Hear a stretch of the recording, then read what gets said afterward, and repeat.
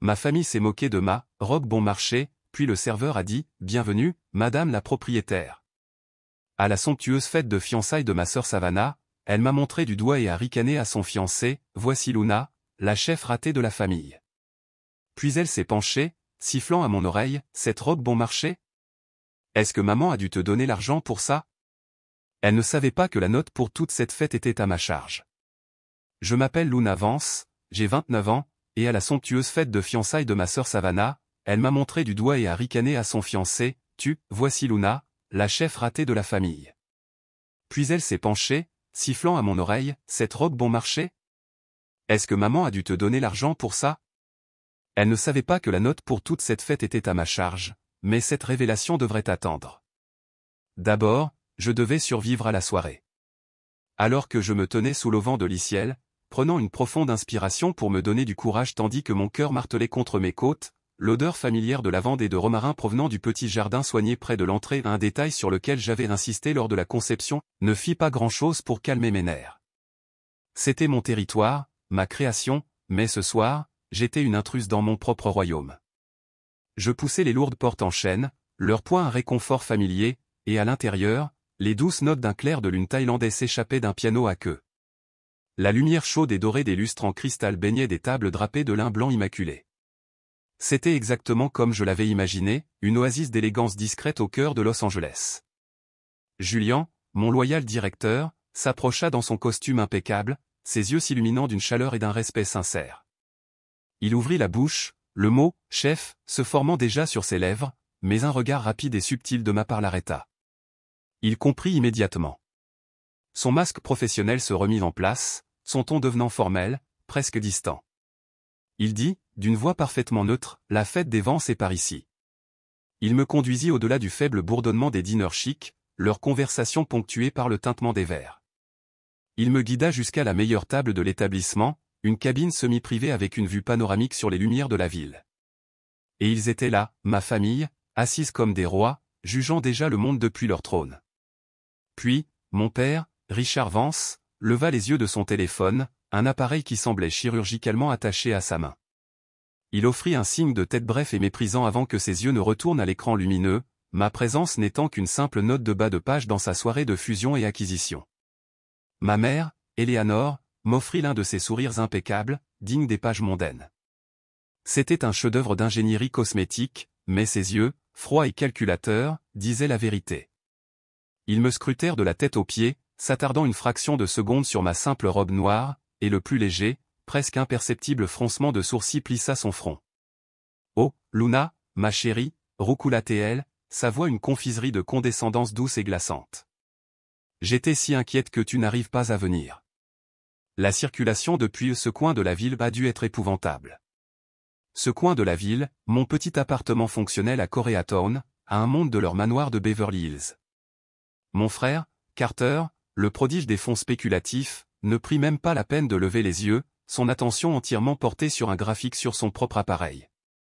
Il avait toujours été mortifié par mon choix de carrière, comme si le fait que je travaille de mes mains ternissait le nom de la famille.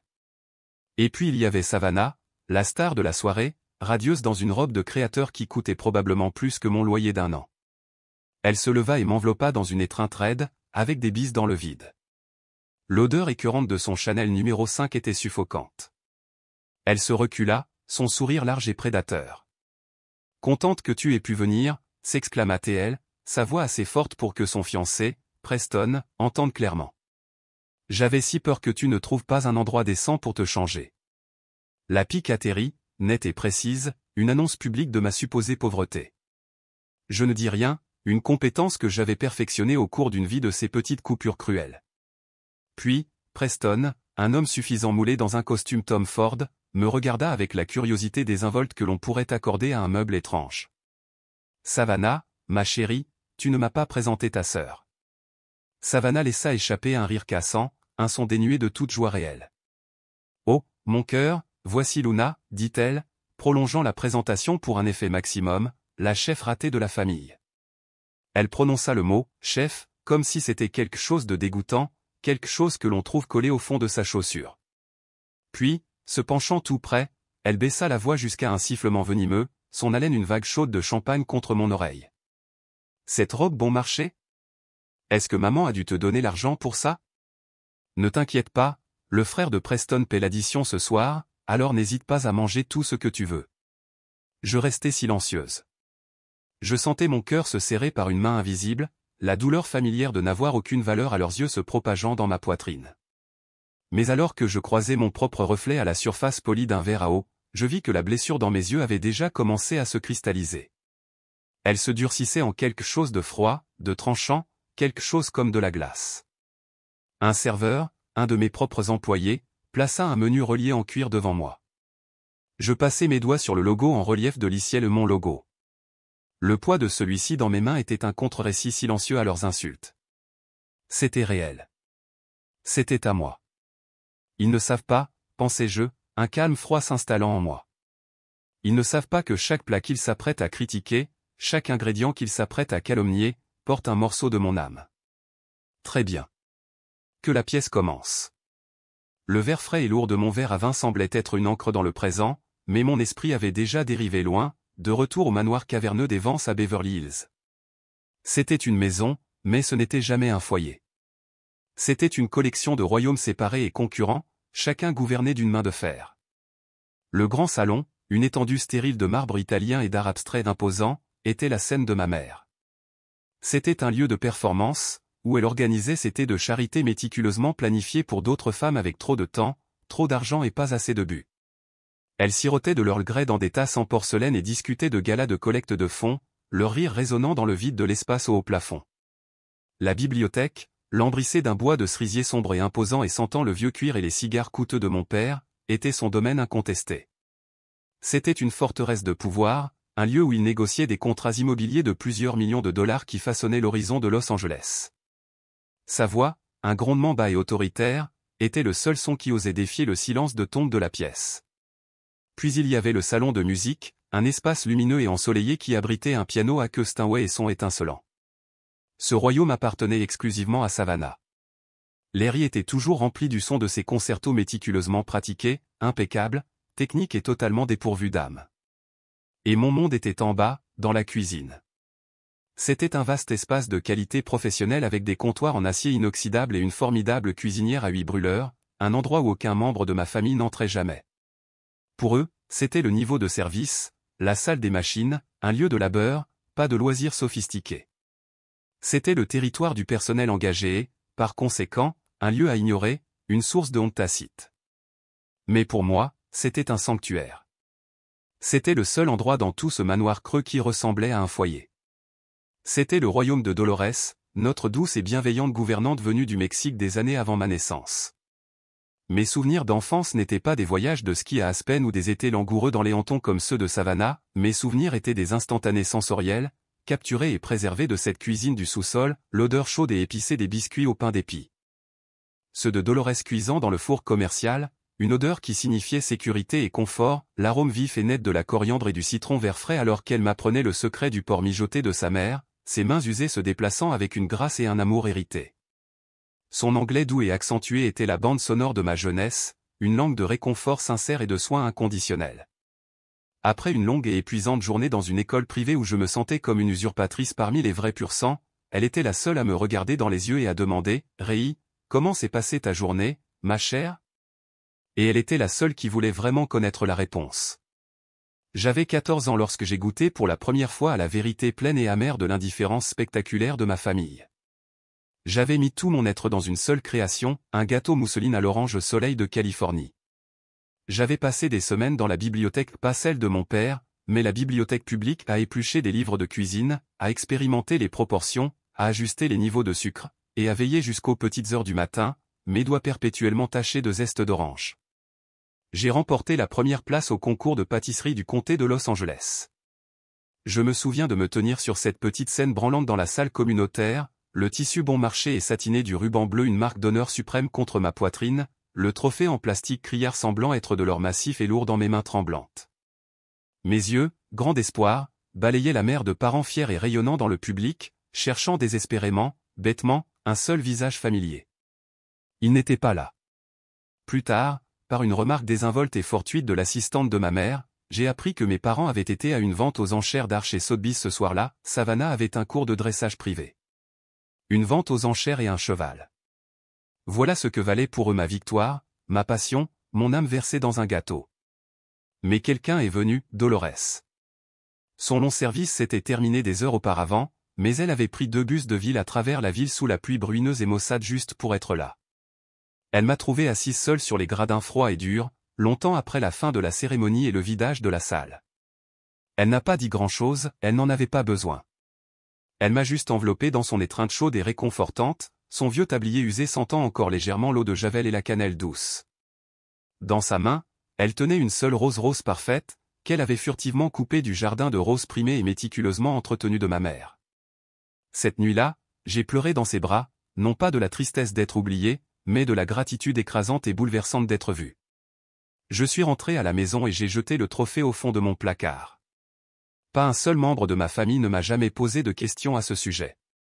La blessure finale et décisive, celle qui a déterminé le cours du reste de ma vie, est survenue quand j'avais 18 ans. J'ai reçu ma lettre d'acceptation à l'Institut culinaire d'Amérique, le CIA, l'école culinaire la plus prestigieuse et la plus vénérée du pays. Mes mains tremblaient alors que j'entrais dans la bibliothèque de mon père, la lettre serrée comme une sainte écriture, une validation de tout ce que j'étais.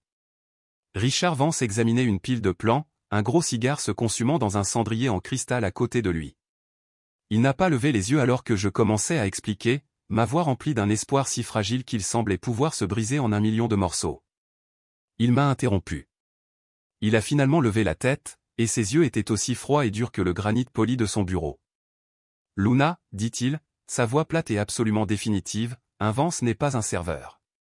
Nous sommes ceux que l'on sert. La cuisine ? » Il agita la main avec mépris, comme pour chasser une mouche agaçante. La cuisine, c'est pour les domestiques, pour les gens comme Dolores. Tu iras à l'UCLA. Tu obtiendras un diplôme en commerce. C'est la fin de cette discussion. La cruauté de ses propos m'a coupé le souffle. Ce n'était pas seulement le rejet brutal de mon rêve, c'était la manière désinvolte et brutale avec laquelle il assimilait ma passion à la condition d'un domestique, me mettant dans le même sac que la femme que j'aimais et respectais le plus au monde comme si nous étions une seule et même chose, les domestiques. Une cicatrice fut gravée dans mon cœur ce jour-là, un rappel permanent de ma place désignée dans la hiérarchie de la famille Vance. J'étais, et serai toujours, en bas.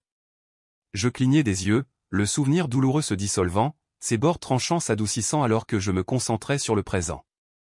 J'étais de retour à l'Iciel, le murmure du restaurant un bourdonnement bas et réconfortant autour de moi. Je regardais le verre de Cabernet Sauvignon rouge profond devant moi, sa couleur comme le sang et le velours, riche et complexe. Mon père avait raison sur une chose, la cuisine, c'est pour servir. Et ce soir, je lui servirai une leçon qu'il n'oublierait jamais. La nuit où j'ai quitté ce manoir, les derniers mots de mon père ont résonné dans le hall d'entrée caverneux, « Si tu franchis cette porte, n'attends pas un seul centime. » Je ne l'ai pas fait. Je suis parti avec une seule valise, mon petit compte d'épargne, et une détermination aussi dure et froide que les sols en marbre que je laissais derrière moi. Les 5 années suivantes furent un tourbillon de feu, de sueur et de larmes. Je me suis plongé dans le monde brutal et impitoyable des cuisines professionnelles, en commençant tout en bas de l'échelle dans le restaurant célèbre mais notoirement difficile du chef Antoine. C'était un tyran, un dictateur culinaire qui dirigeait sa cuisine comme un champ de bataille. Les journées de 18 heures étaient la norme, la chaleur torride des fours était une agression constante, l'air était épais de la cacophonie des casseroles qui s'entrechoquent, du rythme incessant des couteaux qui hachent, et des jurons explosifs à l'accent français du chef Antoine. Mes bras sont devenus une carte routière de mon éducation, une tapisserie chaotique de brûlures fraîches superposées à l'argent délavé des anciennes. Mes mains, autrefois douces, sont devenues calleuses et dures. Je vivais dans un studio exigu et étouffant à Koreatown. L'odeur piquante et omniprésente du kimchi en fermentation du restaurant d'en bas s'accrochait à tout ce que je possédais, un contrepoint constant et ironique aux saveurs délicates que je rêvais de créer. Il n'y avait pas d'argent pour une voiture, le bus de la ville était mon chauffeur. Mon régime alimentaire se composait principalement de pain bon marché et de beurre de cacahuètes, chaque dollar économisé étant canalisé vers l'essentiel, un jeu de couteaux japonais tranchants comme des rasoirs, des manuels de cuisine coûteux, et le cours de dégustation de vin occasionnel que je ne pouvais pas vraiment me permettre mais que je savais nécessaire. L'épuisement était mon compagnon constant. Je m'endormais dans le bus en rentrant chez moi, ma tête ballottant contre la fenêtre crasseuse, rêvant non pas de repos mais de nouvelles recettes, de combinaisons de saveurs que personne n'avait jamais essayées auparavant. Il y a eu une nuit, environ 1 an après, où j'ai failli craquer. J'avais une forte fièvre, une brûlure fraîche sur mon avant-bras palpitant d'une vie propre. Je me sentais petite, complètement seule, et ensevelie sous le poids de mes choix. Dans un moment de faiblesse, un désir désespéré et enfantin de réconfort, j'ai appelé à la maison. Ma mère, Éléanore, a répondu. En entendant ma voix rauque et faible, elle n'a pas demandé si j'allais bien. Elle n'a pas demandé si j'avais besoin de quelque chose. Au lieu de cela, elle a soupiré, une longue et dramatique expiration de pitié et de justification. Oh, ma pauvre petite chérie, commença-t-elle, sa voix dégoulinant de fausse sympathie. Tu vois, je t'avais dit que ce monde extérieur n'est pas pour toi. C'est trop dur. Rentre à la maison, Luna. Excuse-toi auprès de ton père. Je parlerai à Madame Henderson. Son fils, le médecin ORL, vient de finaliser son divorce. C'est un homme très gentil. Tu n'auras plus à travailler. Les mots, censés ressembler à une bouée de sauvetage, ressemblaient à un nœud coulant. L'offre n'était pas celle d'un sauvetage mais d'un effacement. Elle voulait effacer ma lutte, mon ambition, mon identité entière, et la remplacer par un bon parti. Elle voyait ma passion non pas comme une vocation mais comme une phase sale et désagréable que je devais surmonter. À ce moment unique et glaçant, tout espoir persistant et insensé que j'avais qu'il pourrait un jour comprendre, qu'il pourrait un jour être fier, s'est éteint pour toujours. J'ai alors réalisé que ma famille ne serait jamais un havre de paix, c'était juste une cage dorée dont je m'étais finalement échappé. J'ai raccroché le téléphone et je n'ai plus jamais appelé. Le tournant, la première véritable lueur d'espoir, est survenue après 18 mois exténuants et 18 mois de travail acharné, à être démolie et reconstruite. Le chef Antoine m'a convoqué dans son petit bureau encombré. Lui, le Français notoirement sévère qui faisait rarement des compliments, a pointé un doigt sévère vers une assiette sur son bureau. C'était ma création, des pétoncles poêlés avec une délicate sauce à la crème de safran. Je l'avais faite pour le repas du personnel, un petit acte de rébellion créative, et il l'avait goûté. Il a pris sa fourchette, a pris une autre petite bouchée, et a fermé les yeux un long moment. Il a mâché lentement, pensivement. Puis il a ouvert les yeux et m'a regardé directement, une lueur de quelque chose d'indéchiffrable dans leur profondeur. Ça, dit-il, sa voix bourrue basse et résonnante, ça a une âme. Il laissa les mots flotter dans l'air un instant, le plus grand éloge qu'un chef pouvait recevoir de sa part. Il fit ensuite un geste dédaigneux vers la cuisine. Demain, tu es sous-chef. Seconde en commande. La promotion fut un changement sismique, une validation qui allait bien au-delà d'un nouveau titre ou d'une augmentation dont j'avais désespérément besoin. C'était la première fois depuis des années que je me sentais vraiment vu, reconnu non pas pour mon nom ou mon potentiel en tant qu'épouse de quelqu'un, mais pour la seule chose qui était purement, indéniablement mienne, mon talent. Cette nuit-là, après le service, je me suis tenu dans la ruelle sombre et crasseuse derrière le restaurant, appuyé contre le mur de briques froides, entouré de bennes à ordures, et j'ai pleuré. Pas des larmes de tristesse ou d'épuisement, mais de soulagement profond et déchirant. C'était la libération émotionnelle d'un accomplissement mérité, d'une victoire remportée, reconnue enfin par la seule personne dont j'avais tant lutté pour gagner le respect. Je l'avais fait. Seul. Je me tenais dans cette ruelle sombre, non pas parce que j'étais seul, mais parce que je réalisais enfin que je ne l'étais pas. Mon parcours, celui que ma famille avait rejeté comme une croisade insensée et solitaire, n'avait finalement pas été solitaire. Alors que la famille dans laquelle je suis né n'avait offert qu'une litanie de mépris et une série d'ultimatums, j'en avais, sans m'en rendre compte, construit une autre, une famille forgée dans la chaleur des feux de la cuisine et liée par une loyauté féroce et tacite. Une famille de mon propre choix. Le chef Antoine en était le patriarche sévère et exigeant. Il était plus qu'un patron, il était la figure paternelle professionnelle que le mien avait refusé d'être. Mon père voyait ma passion comme un handicap social, une tache sur le nom immaculé des Vance. Mais le chef Antoine, avec ses yeux las du monde, la voyait pour ce qu'elle était, un potentiel brut, non poli. Ses méthodes étaient tout simplement brutales. Je n'oublierai jamais la fois où il a goûté un risotto que j'avais préparé pour une table VIP. Son visage s'est assombri. Il a déclaré qu'il était insuffisamment cuit d'une demi-minute et, d'un geste rapide et terrifiant, il a jeté l'assiette en porcelaine entière dans la poubelle industrielle, où elle s'est brisée avec un fracas assourdissant. L'humiliation m'a submergé, mon visage brûlant devant tout le personnel de cuisine. Je pensais que j'allais être renvoyé. Mais plus tard cette nuit-là, longtemps après que tout le monde soit parti et que la cuisine soit calme, il m'a trouvé en train de nettoyer silencieusement mon poste. Il ne s'est pas excusé, ce n'était pas sa manière. Au lieu de cela, il a tiré un tabouret en métal, a pris une poignée de riz arborio cru dans le garde-manger, et a passé l'heure suivante à m'apprendre comment sentir le moment exact où un grain est parfaitement al dente simplement en le roulant entre mon pouce et mon index. Une recette est une carte, pas une destination, avait-il dit, sa voix plus douce que je ne l'avais jamais entendue. On ne cuisine pas avec les mains, Luna. On cuisine avec son cœur et son esprit. Ils te diront quand c'est prêt. Il m'a appris la discipline de faire, la religion de la précision à la fraction de seconde, et un respect absolu et inébranlable pour les ingrédients eux-mêmes.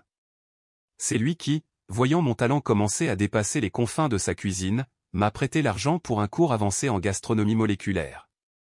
Il n'y avait pas de paperasse, pas d'intérêt, pas de contrat, juste une poignée de main ferme et un bourru, ne me déçois pas, c'était un geste de foi dont mon propre père n'avait jamais été capable. Et puis il y avait Julien, mon complice, mon frère d'armes. Il avait commencé comme cuisinier de ligne à mes côtés, un autre jeune chef ambitieux avec le feu au ventre, rêvant de plus grandes choses. Notre amitié ne s'est pas forgée autour de cocktails ou dans des country clubs, elle s'est construite dans les tranchées exténuantes du coup de feu du dîner. Nous nous réveillons à 4 heures du matin pour nous rendre au marché fermier de Santa Monica dans sa camionnette déglinguée, nous battant avec d'autres chefs pour les bouquets les plus frais de roquettes sauvages et les tomates anciennes les plus douces et mûries au soleil. Nous avons survécu à des services doubles épuisants, alimentés par rien d'autre que l'adrénaline et du café brûlé et bon marché. Je me souviens de nous, assis sur des caisses de lait renversées dans cette même ruelle, épuisés et endoloris, partageant les restes d'une baguette rassie et une seule bouteille d'eau, esquissant notre restaurant de rêve sur une serviette tachée de graisse. Il a cru en la vision de Liciel avant que ce ne soit plus qu'une fantaisie. C'est lui qui est resté éveillé toute la nuit avec moi pendant des semaines, penché sur ma petite table d'appartement, m'aidant à rédiger le plan d'affaires, à concevoir le menu et à chercher des emplacements abordables. Il était le frère que Carter, avec son indifférence froide et ses ambitions de Wall Street, ne pourrait jamais être. La pièce finale de cette famille choisie, le catalyseur qui a transformé le rêve en réalité, était un homme nommé Monsieur Miller, un investisseur en technologie à la retraite et un habitué discret du restaurant du chef Antoine. C'était un homme observateur qui dînait toujours seul à la table du coin. Un soir, il a mangé un plat dans lequel j'avais mis toute mon âme pour le créer, une morue charbonnière glacée au miso que j'avais passé des mois à perfectionner. À la fin de son repas, il a demandé à voir le chef qu'il avait préparé. Je me souviens être sorti à sa table, le cœur battant, nerveuse et transpirante sous les lumières chaudes, mon tablier blanc taché de jus de betterave et Dieu sait quoi d'autre. À mon grand étonnement, Monsieur Miller, un homme d'une richesse et d'une influence considérable, s'est levé à mon approche. C'était un simple geste de respect qui ne m'avait jamais été accordé dans ma propre maison. Il m'a serré la main fermement, sa poignée étonnamment forte. « Jeune femme, dit-il, ses yeux gentils mais d'une intelligence perçante, voyant à travers mon tablier taché et mon épuisement, j'ai mangé partout dans le monde. Votre nourriture n'est pas seulement bonne, elle raconte une histoire. Je n'investis pas dans la nourriture. J'investis dans les artistes. » Il fit une pause, laissant le mot flotter dans l'air, un contraste frappant et magnifique avec le verdict accablant de mon père. « Et vous, déclara-t-il, sa voix pleine de conviction, vous êtes une artiste. Appelez-moi quand vous serez prête à construire votre propre empire. » Ce mot, artiste, résonnait dans mon esprit maintenant, un bourdonnement chaleureux et validant. C'était la plus haute forme de louange, une reconnaissance de l'âme que je versais dans mon travail, l'âme même que ma famille refusait de voir.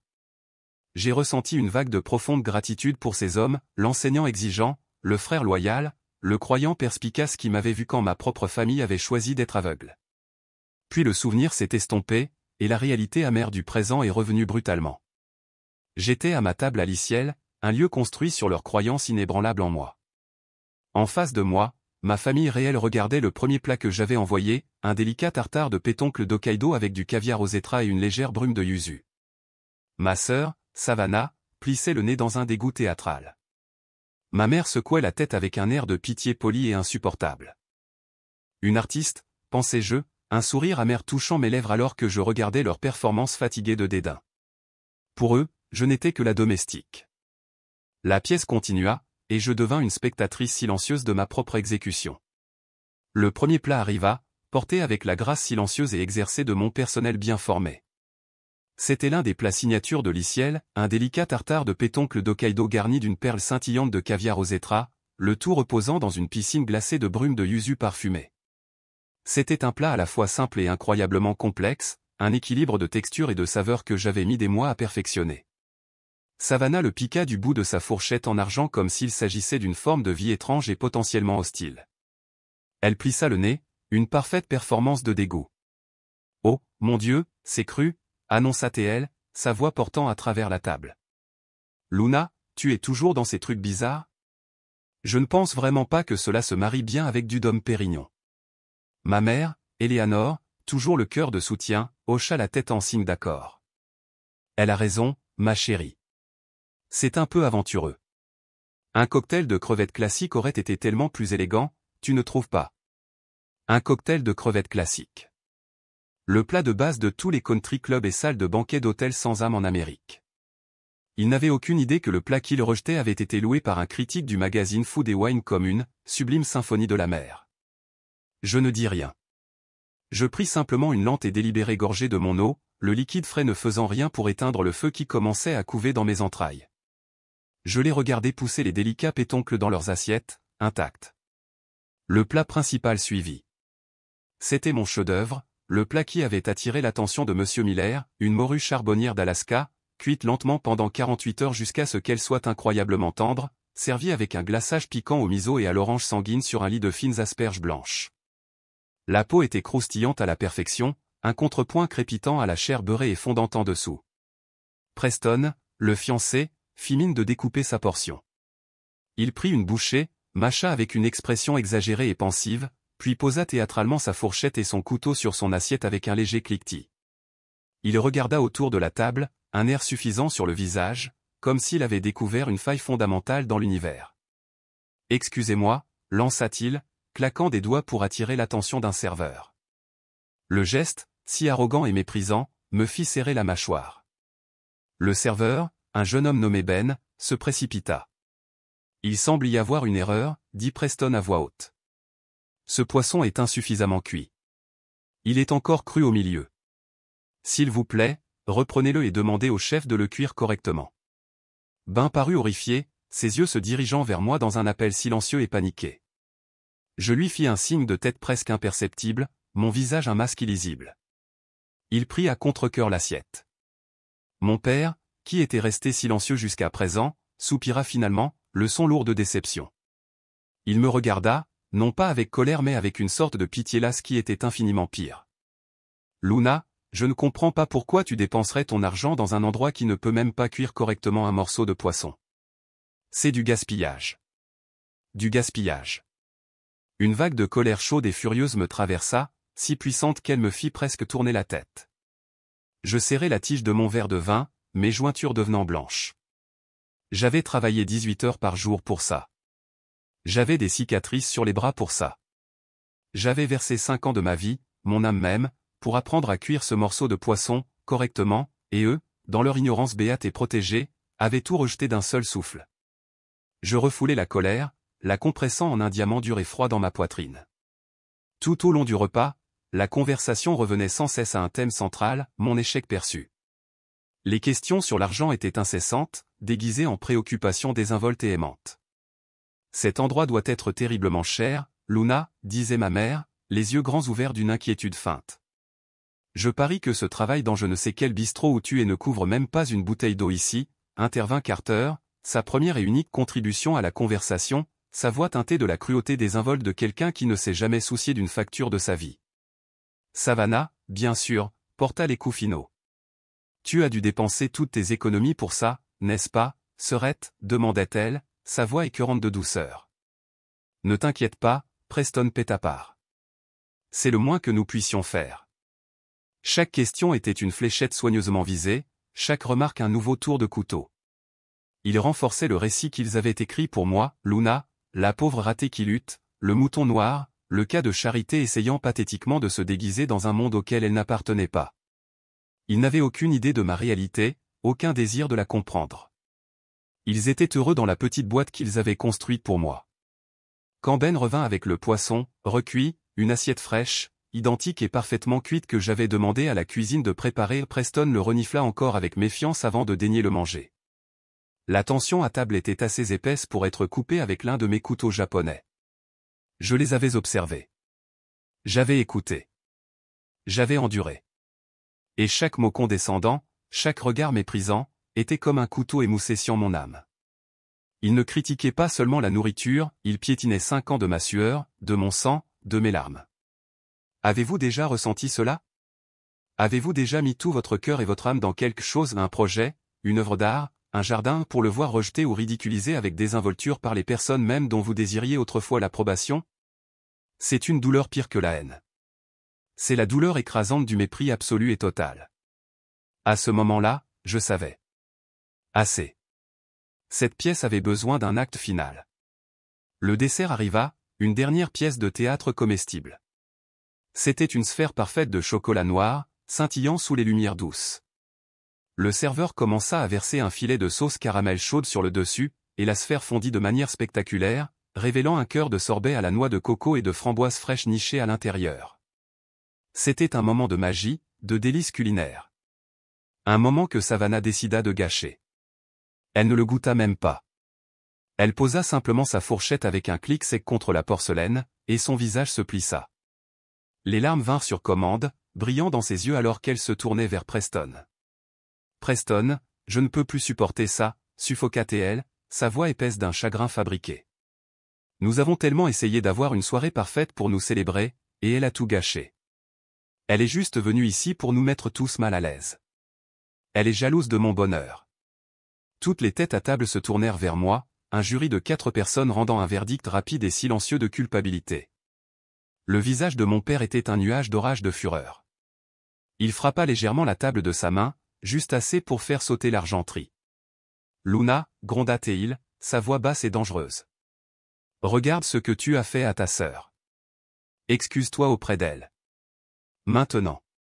Je restai silencieuse, les yeux fixés sur la performance impeccable de Savannah. C'était une maîtresse de son art, armant sa fragilité avec l'habileté d'une actrice chevronnée. Ma mère se pencha sur la table et attrapa ma main, sa prise étonnamment forte, ses bagues en diamant s'enfonçant dans ma peau. Luna, s'il te plaît, arrête ça, plaida-t-elle, sa voix un chuchotement de scène.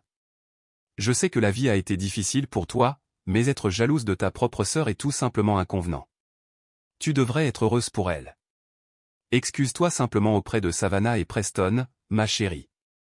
Pour moi. Ne gâche pas cette nuit importante. Preston, saisissant son moment pour être le vaillant protecteur, enroula son bras autour des épaules tremblantes de Savannah.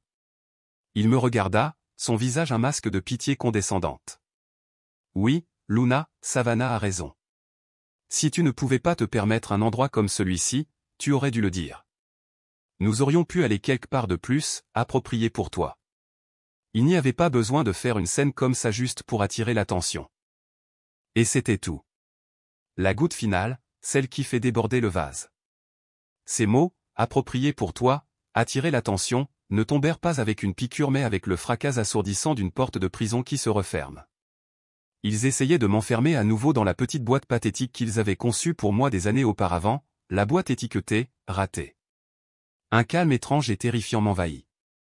Le nœud de colère et de douleur dans mon estomac ne disparut pas, mais il se solidifia, se transformant d'un désordre chaud et bouillonnant en quelque chose de froid et de lourd, comme un bloc de granit. Lentement, délibérément, je pliai ma serviette en lin et la posai sur la table à côté de mon assiette. Je levai la tête et les regardai chacun, un par un. Je croisai le regard furieux de mon père, les yeux suppliants de ma mère, l'indifférence ennuyée de mon frère, et le visage triomphant et strié de larmes de Savannah. Les années de blessures pratiquées disparurent de mon expression, remplacées par un calme glacial si étranger qu'il me surprit même moi. Je vis la lueur de confusion dans leurs yeux. Ils s'attendaient à des larmes. Ils s'attendaient à une scène. Je ne leur donnai ni l'un ni l'autre. Je n'ai pas crié. Ma voix, quand elle est venue, était égale, claire, et porta à travers la table avec une clarté déconcertante. Attirer l'attention, répétai-je, les mots semblant étranges sur ma langue. Approprié. Un petit sourire sans humour toucha mes lèvres. C'était un sourire qui n'atteignait pas mes yeux. Mes yeux étaient de glace. Vous avez raison, dis-je, mon regard balayant leur visage stupéfait. Cet endroit, il n'est vraiment pas approprié. Pour vous. Les mots cryptiques restèrent en suspens dans l'air, épais de sens tacite. La confusion sur leur visage s'approfondit, se transformant en une appréhension lasse. La dynamique avait changé, l'équilibre du pouvoir basculant sur un axe invisible. Je croisai le regard de Julien de l'autre côté de la pièce. Je lui donnai le signal que nous avions répété, un seul signe de tête décisif. Maintenant, pensai-je. Ce moment de défi, cette résolution froide et dure s'installant dans mes os, n'était pas une éruption spontanée d'émotion. C'était une détonation calculée. Les fondations de toute cette soirée, de ce moment précis de règlement de compte, avaient été posées ce matin même dans le bourdonnement calme et contrôlé de ma cuisine avant que le chaos du service ne commence. Le souvenir était net et cristallin. J'étais dans la chambre froide, inspectant une nouvelle livraison de délicates morilles terreuses. Leur structure unique en nid d'abeilles témoignait de leur qualité, et je tournais doucement l'une d'elles entre mes doigts, planifiant un nouveau plat du jour. Julien se tenait à côté de moi, son carnet à la main, l'air frais formant une brume autour de nous. Ils viennent ce soir, avais-je dit, ma voix basse et égale, un contraste frappant avec le battement nerveux de mon estomac.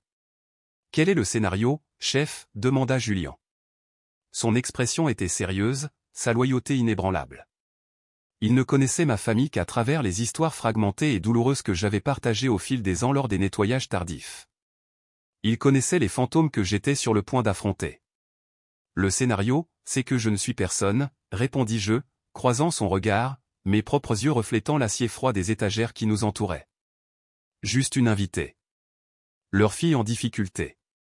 Celle qui a fait le mauvais choix. Je veux que vous et tout le personnel me traitiez de cette façon. Pas d'attention spéciale, pas de déférence, rien qui ne trahirait le jeu, je fis une pause, soulignant le point critique suivant. Mais la nourriture et le service doivent être absolument, irréprochablement impeccables.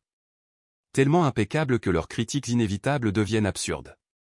Je veux que leur ignorance soit la vedette du spectacle, pas ma cuisine. Julien hocha lentement la tête, une lueur de compréhension sombre dans les yeux. L'addition, demanda-t-il, anticipant le prochain mouvement. Sur leur compte, dis-je, une lueur froide et dure dans l'œil. Juste le Dom Pérignon obscènement cher qu'ils aiment tant.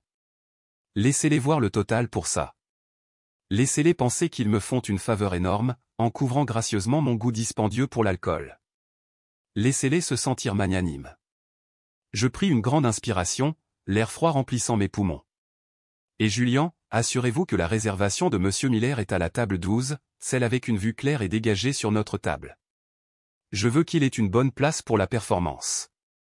Mon arme secrète ce soir n'était pas la colère, bien que j'en ai beaucoup. Ce n'était même pas la vengeance, bien qu'une partie de moi en ait envie. Mon arme était la vérité simple et inattaquable, servie sur une série d'assiettes en porcelaine immaculée. C'étaient les années de sacrifice distillées dans une sauce parfaite. C'était la connaissance encyclopédique de mon métier, la poursuite incessante et obsessionnelle de la perfection. Mon pouvoir n'était pas dans mon compte en banque, bien qu'il soit maintenant considérable. Il était dans la peau parfaitement saisie et croustillante de la morue charbonnière. Il était dans l'équilibre délicat et éthéré de la brume de yuzu. Il était dans les dizaines de critiques élogieuses et dithyrambiques du Los Angeles Times, du New York Times et de Condé Nast Traveler qui étaient discrètement mais délibérément encadrés dans le couloir privé menant aux toilettes. Mon arme ultime était le contraste saisissant et indéniable entre leurs petits mots amers et le cœur fort et retentissant de louanges du reste du monde culinaire.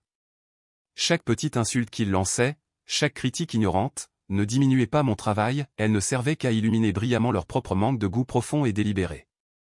Ils pensaient qu'ils me jugeaient, mais tout ce qu'ils faisaient, c'était de s'exposer, couche après couche pathétique. J'avais passé 5 longues et dures années à me préparer pour ce moment, non par dépit mais par un besoin profond et impérieux de prouver ma valeur à la seule personne dont l'opinion comptait encore, moi-même.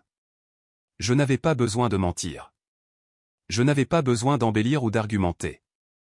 J'avais juste besoin de planter le décor et de laisser la réalité parler d'elle-même. Et maintenant, alors que j'étais assise à table, toutes les pièces étaient parfaitement en place.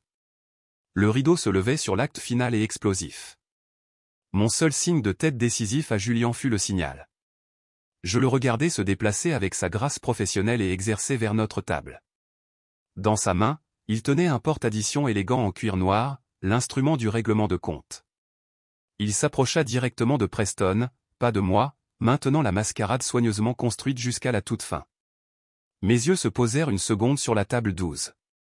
Monsieur Miller était là, observant tranquillement, un verre de vin rouge à la main. Julian l'avait briefé ce matin-là.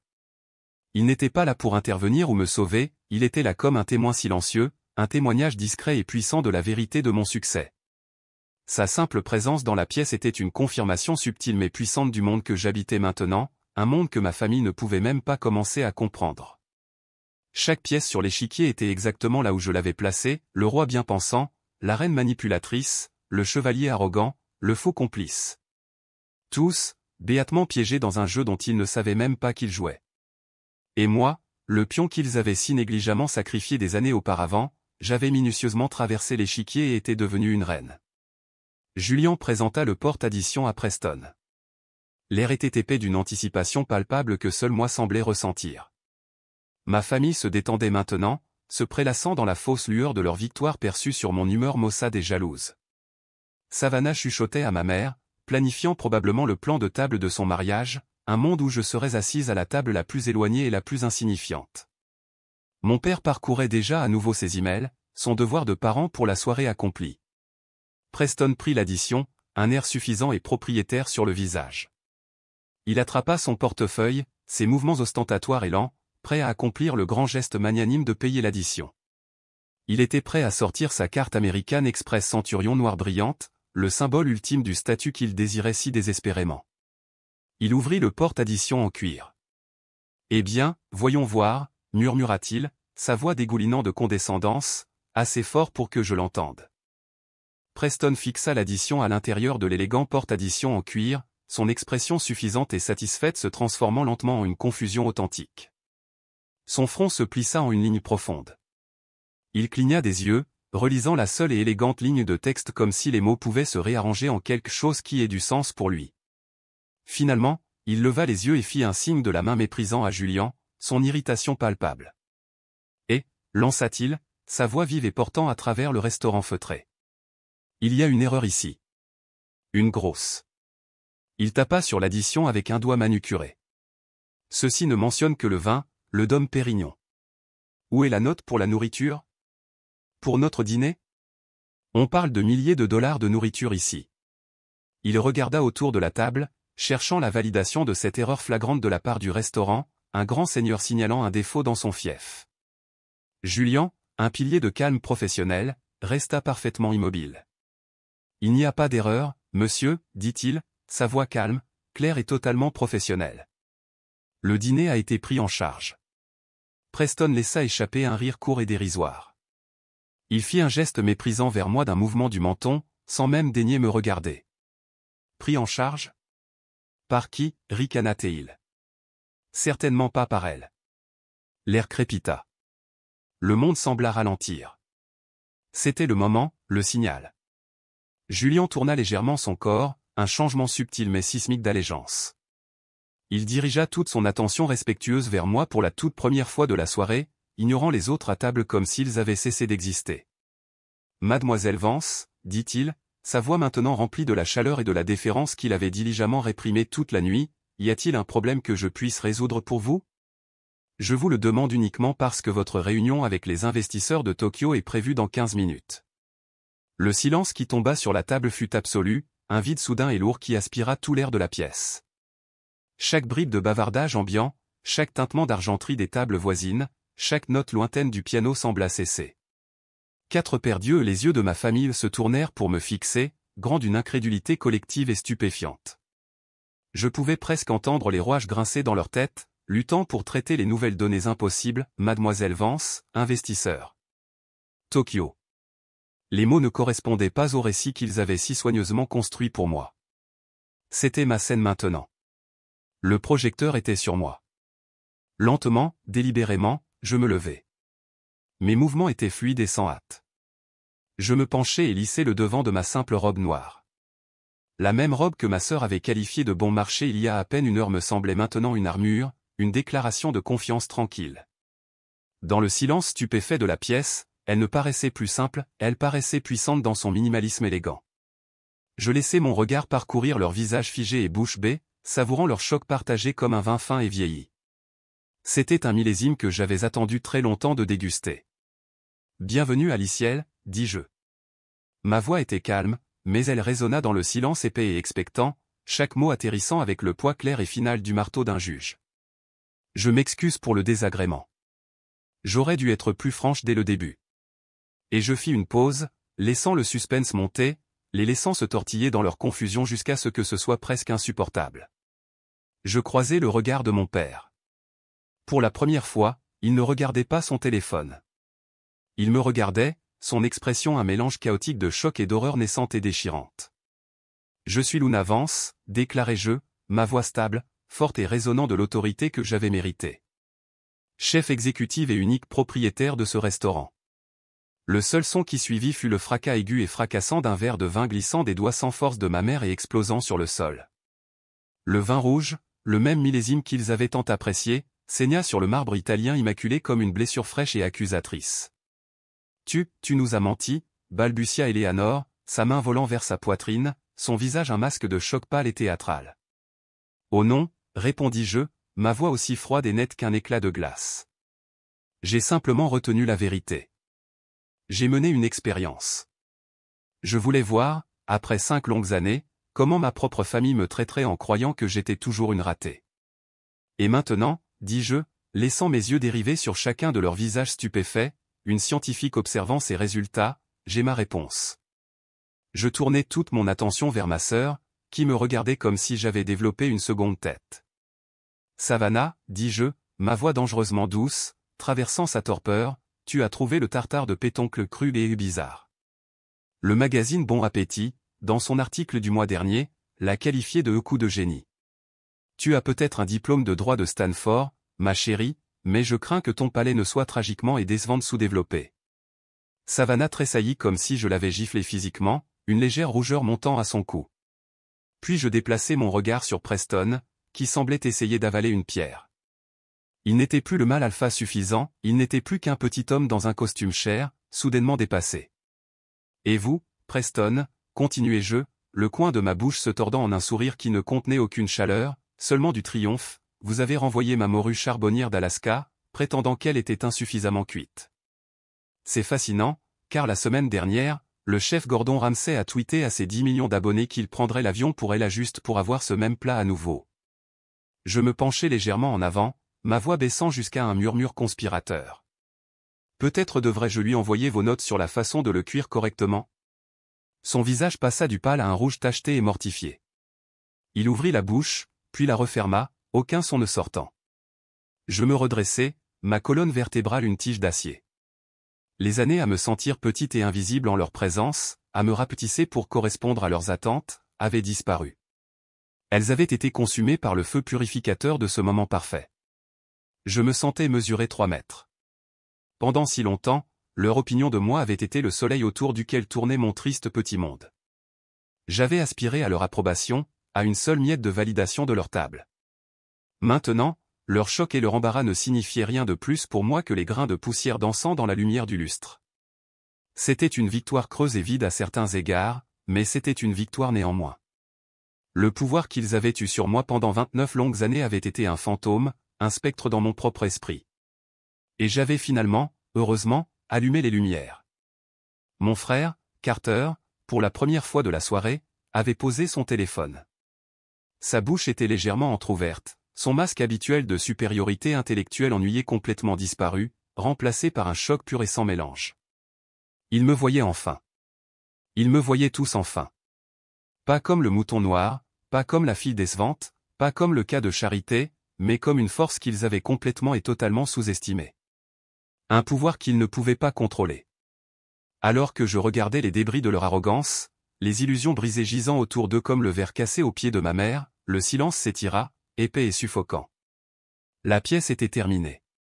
J'avais prononcé la dernière réplique. Je leur tournai le dos, un geste simple et final de renvoi.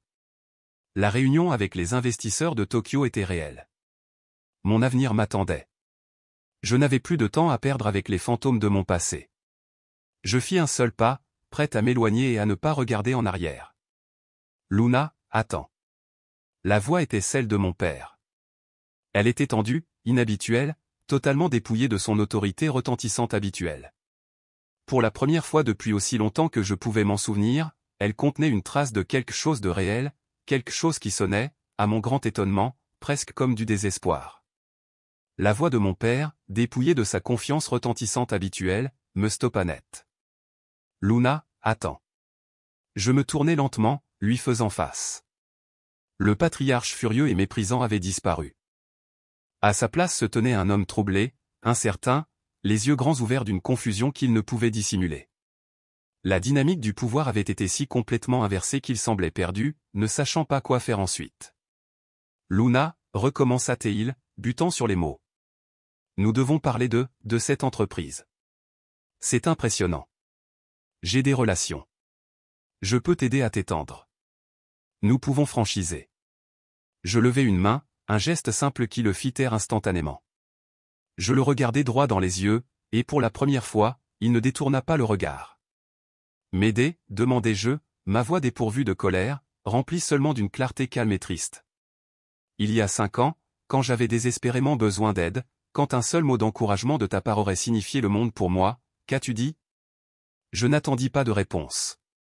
Tu as dit, n'attends pas un seul centime. Tu as rendu ta position parfaitement claire alors, père. Alors laisse-moi rendre la mienne claire maintenant. Je n'ai plus besoin de ton argent. Et je n'ai certainement pas besoin de tes conseils. Ma mère se précipita en avant, ses mains s'agitant nerveusement. Luna, ma chérie, je suis tellement désolé.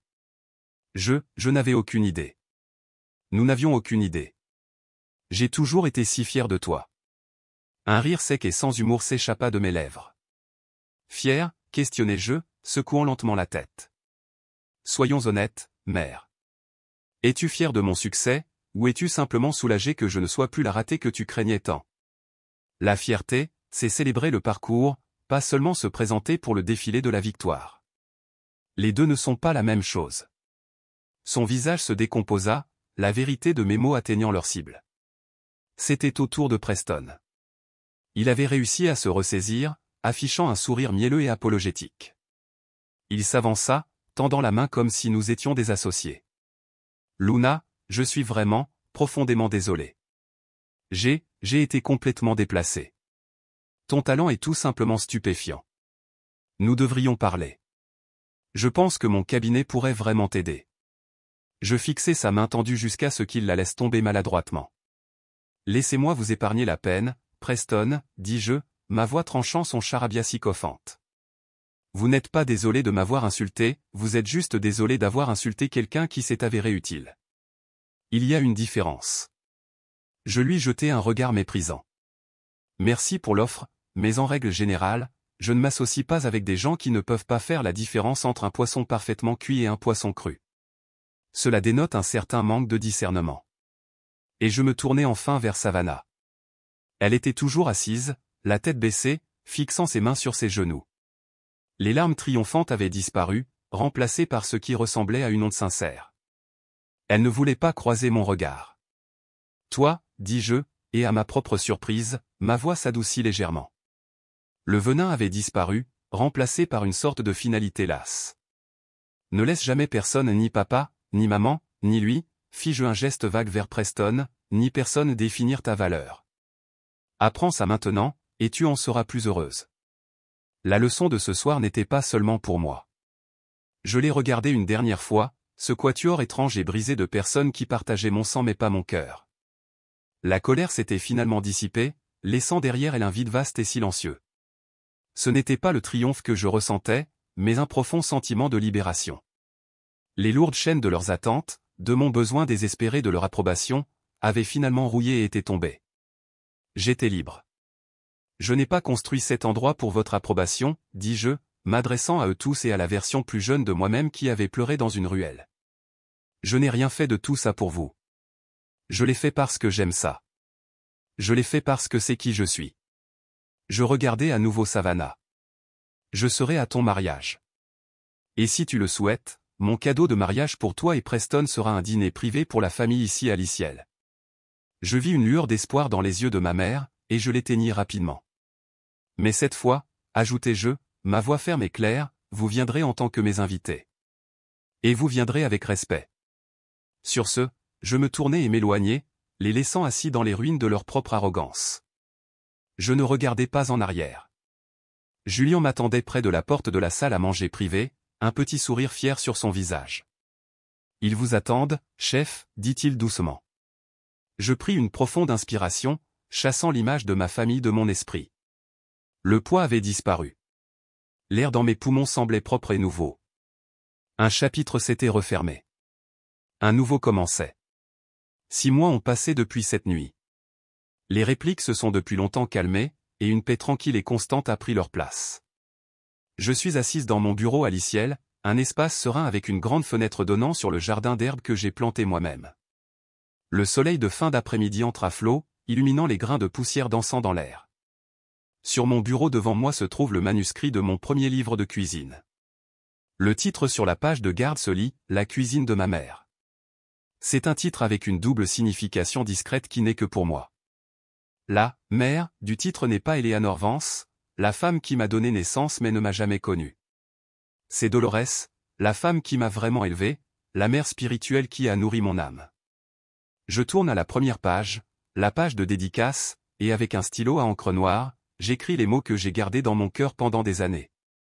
Pour Dolores, qui m'a appris que l'âme d'un plat ne vient pas du prix de ses ingrédients, mais de l'amour dans les mains qui le créent. Je fais une pause, puis j'ajoute une dernière ligne. Et pour tous ceux qui se sont déjà sentis plus chez eux dans la cuisine que dans le salon. J'ai tenu ma promesse à Savannah. Son mariage a eu lieu comme prévu, bien que le comportement de Preston ait été sensiblement plus modéré. J'ai organisé un dîner privé et élégant pour la famille immédiate à Liciel une semaine avant la cérémonie. Il n'y a pas eu d'insulte cette fois-ci, pas de remarques condescendantes. L'air était épais d'une tension maladroite et tacite, mais en dessous, il y avait une lueur fragile de quelque chose de nouveau. De l'espoir, peut-être. Après le dessert, Savannah est venue discrètement vers moi et a murmuré un simple et sincère « Je suis désolé, Luna. » Pour tout. Ce n'était pas une baguette magique, cela n'a pas effacé des années de douleur. Mais c'était un début. Notre relation ne sera jamais parfaite, mais elle a recommencé, cette fois sur une nouvelle base de vérité et un respect mutuel durement gagné. Parfois, elle passe au restaurant à l'improviste, non pas comme une Vance exigeant la meilleure table, mais juste comme une sœur cadette venant voir sa sœur aînée. Mes parents ne l'ont pas fait, et j'ai appris à l'accepter. J'ai accepté que certaines portes sont destinées à rester fermées. Le pardon ne consiste pas à oublier, il s'agit de se libérer du poids d'attendre des excuses qui ne viendront jamais. Ce soir, le restaurant est en effervescence. C'est un service chargé du samedi, la nuit la plus chargée de la semaine. Je ne suis plus dans mon bureau. Je suis au cœur de la cuisine, ma cuisine portant ma veste de chef blanche et impeccable. La symphonie chaotique des sons m'entoure, le hachage sec et rythmé des couteaux sur les planches en bois, le grésillement ardent du poisson touchant une poêle chaude, le chœur des voix annonçant les commandes et les confirmations. Oui, chef.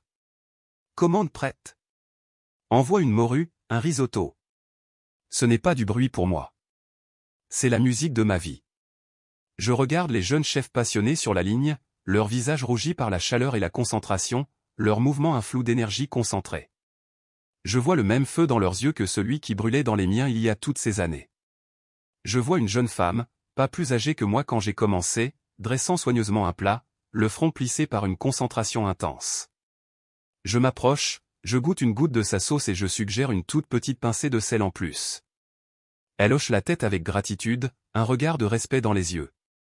À ce moment-là, je réalise ce qu'est le vrai succès. Ce n'est pas l'étoile Michelin qui orne maintenant notre entrée, bien que j'en sois fier. Ce ne sont pas les critiques élogieuses ou les couvertures de magazines, ce ne sont que des sous-produits.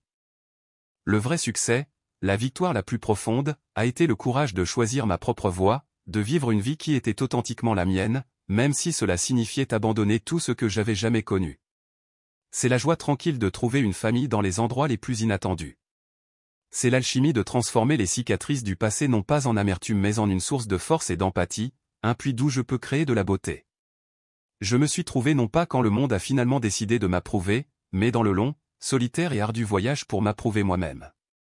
Et ça, j'ai appris, c'est le succès le plus délicieux de tous. Merci d'avoir écouté mon histoire. Le voyage n'a pas été facile, Mais trouver le courage de définir ma propre valeur a été la plus grande recette que j'ai jamais créée. Peut-être avez-vous une histoire similaire, un moment où vous vous êtes choisi plutôt que les attentes des autres. Je serais honoré de la lire dans les commentaires ci-dessous. Vos histoires comptent. Elles nous rappellent que nous ne sommes pas seuls. Si vous avez apprécié, veuillez envisager de vous abonner à notre chaîne, La Vengeance Choisie, pour plus d'histoires vraies qui autonomisent et inspirent. D'ici la prochaine fois, soyez fidèles à vous-même.